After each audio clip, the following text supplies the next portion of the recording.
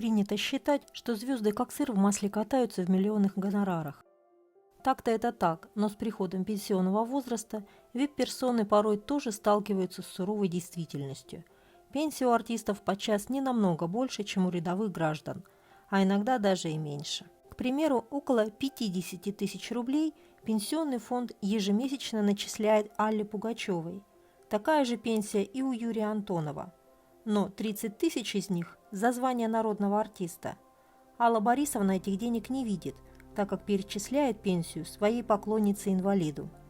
У 46-летней балерины Анастасии Волочковой пенсия должна быть около 12 тысяч рублей. По достижении среднего пенсионного возраста она, конечно, увеличится, поскольку туда войдут московские надбавки и выплаты, которые получают заслуженные народные артисты.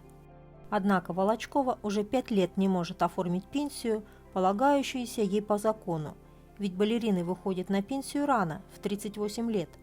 Она судится с Большим театром, где, как она узнала, оказывается, все эти годы числилась в декретницах, хотя ее дочери Ариадне уже 16 лет.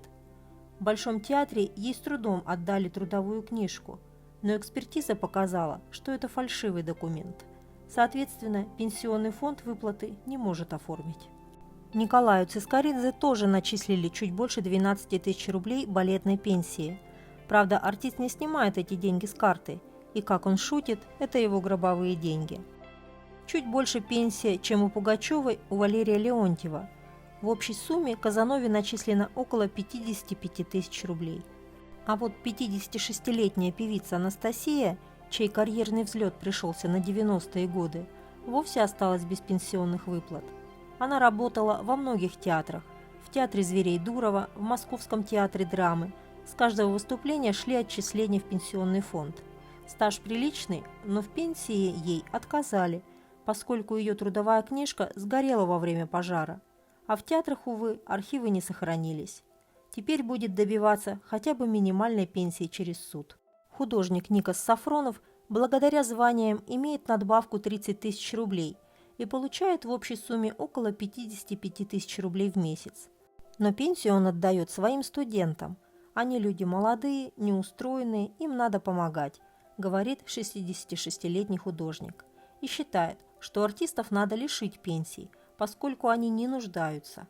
А вот простым людям, врачам, учителям, шахтерам любая копеечка в помощь.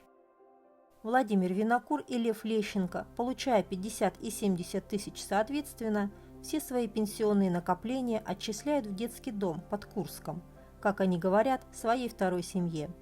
А вот для Ильи Резника пенсия весьма важна, поскольку кроме авторских отчислений за хиты, 84-летний поэт иных доходов не имеет.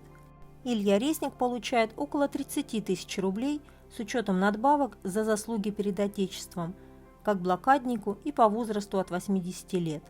Положенную надбавку, около 28 тысяч за госнаграду, он получить не может, так как надо закрыть ИП. А закрыв ИП, он не сможет получать авторские отчисления. Денег ему с женой не хватает, но друзья помогают. Самая маленькая пенсия у Лолиты.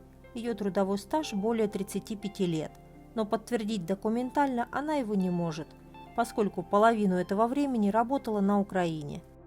Да и звания народной или заслуженной артистки у нее нет. Назначили ей самую минимальную пенсию, с учетом московских надбавок около 23 тысяч рублей. Лолита рада, что, получив пенсионное удостоверение, за одну из ее недвижимостей можно не платить налог на имущество. И надеется, что пенсия будет увеличиться, потому что налоги платит немаленькие. А деньги она ни разу не получала. Копит. Пишите свое мнение и подписывайтесь на канал, впереди много новых новостей.